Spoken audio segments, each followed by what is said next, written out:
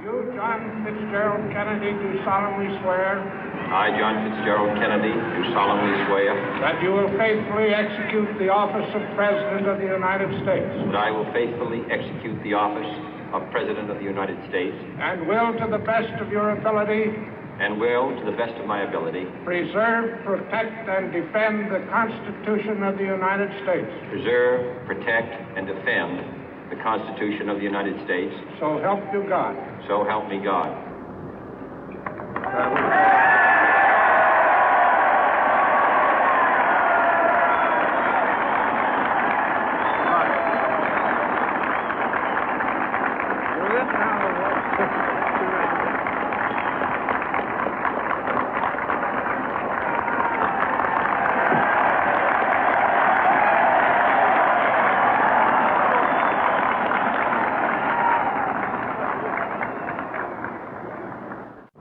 Vice President Johnson, Mr. Speaker, Mr. Chief Justice, President Eisenhower, Vice President Nixon, President Truman, Reverend clergy, fellow citizens.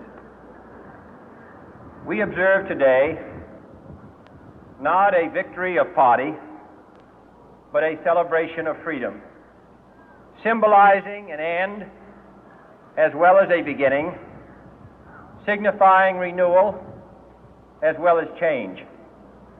For I have sworn before you and Almighty God the same solemn oath our forebears prescribed nearly a century and 3/4 ago. The world is very different now, for man holds in his mortal hands the power to abolish all forms of human poverty and all forms of human life. And yet the same revolutionary beliefs for which our forebears fought are still at issue around the globe. The belief that the rights of man come not from the generosity of the state, but from the hand of God. We dare not forget today that we are the heirs of that first revolution. Let the word go forth from this time and place to friend and foe alike that the torch has been passed to a new generation of Americans born in this century, tempered by war, disciplined by a hard and bitter peace, proud of our ancient heritage, and unwilling to witness or permit the slow undoing of those human rights to which this nation has always been committed and to which we are committed today at home and around the world.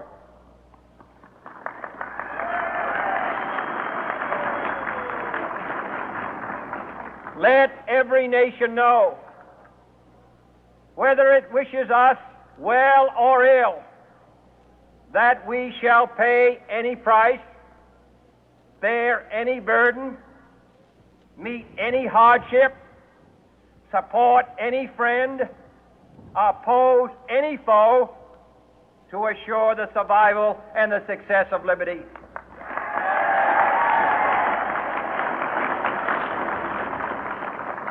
This much we pledge and more.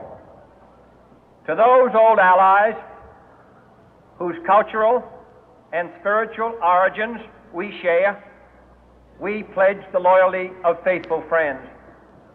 United, there is little we cannot do in a host of cooperative ventures. Divided, there is little we can do, for we dare not meet a powerful challenge at odds and split asunder.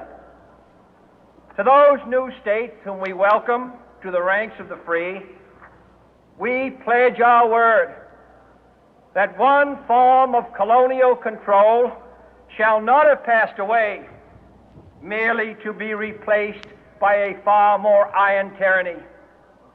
We shall not always expect to find them supporting our view, but we shall always hope to find them strongly supporting their own freedom, and to remember that in the past, those who foolishly sought power by riding the back of the tiger ended up inside.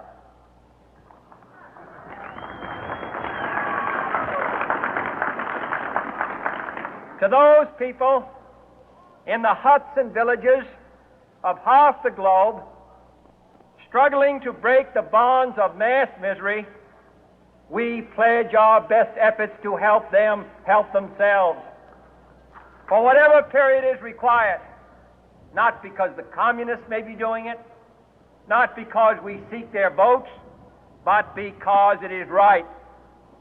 If a free society cannot help the many who are poor, it cannot save the few who are rich.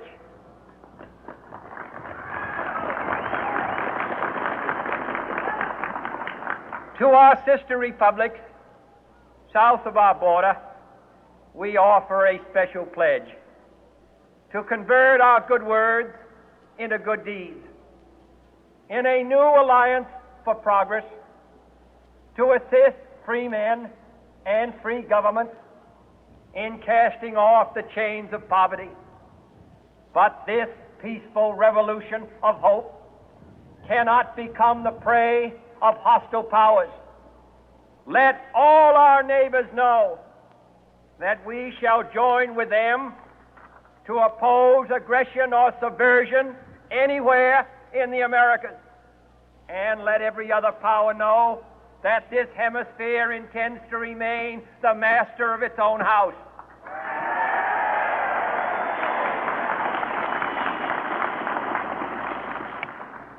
To that World Assembly of Sovereign States, the United Nations, our last best hope, in an age where the instruments of war have far outpaced the instruments of peace, we renew our pledge of support to prevent it from becoming merely a forum for invective, to strengthen its shield of the new and the weak, and to enlarge the area in which its writ may run. Finally, to those nations who would make themselves our adversary, we offer not a pledge, but a request that both sides begin anew the quest for peace. Before the dark powers of destruction, unleashed by science, engulf all humanity in planned or accidental self-destruction, we dare not tempt them with weakness, for only when our arms are sufficient beyond doubt can we be certain beyond doubt that they will never be employed.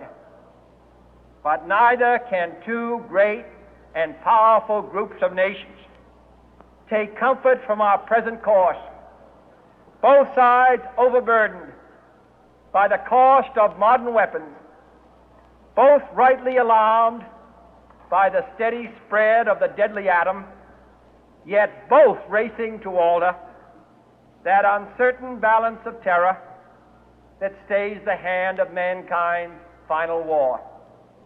So let us begin anew, remembering on both sides that civility is not a sign of weakness, and sincerity is always subject to proof. Let us never negotiate out of fear, but let us never fear to negotiate.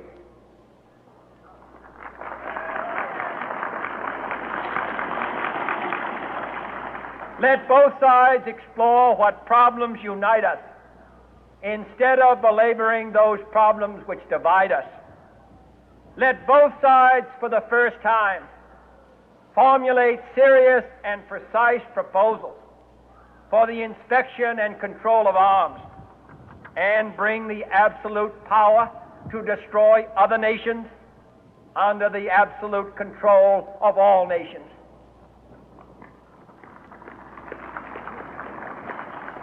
Let both sides seek to invoke the wonders of science instead of its terrors.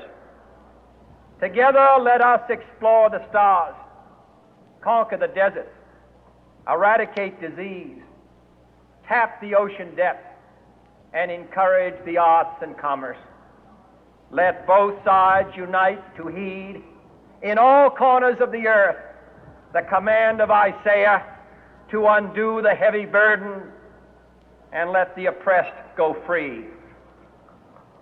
And if a beachhead of cooperation may push back the jungle of suspicion, let both sides join in creating a new endeavor, not a new balance of power, but a new world of law, where the strong are just and the weak secure and the peace preserved. All this will not be finished in the first 100 days, nor will it be finished in the first 1,000 days, nor in the life of this administration, nor even perhaps in our lifetime on this planet. But let us begin.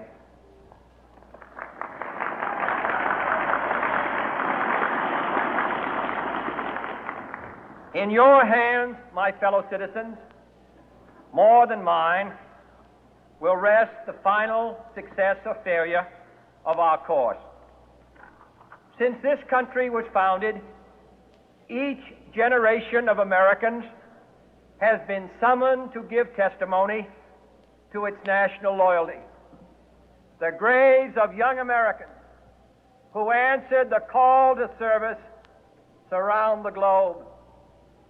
Now the trumpet summons us again, not as a call to bear arms, though arms we need, not as a call to battle, though in battle we are, but a call to bear the burden of a long twilight struggle, year in and year out, rejoicing in hope, patient in tribulation, a struggle against the common enemies of man, tyranny, poverty, disease, and war itself. Can we forge against these enemies a grand and global alliance, north and south, east and west, that can assure a more fruitful life for all mankind? Will you join in that historic effort?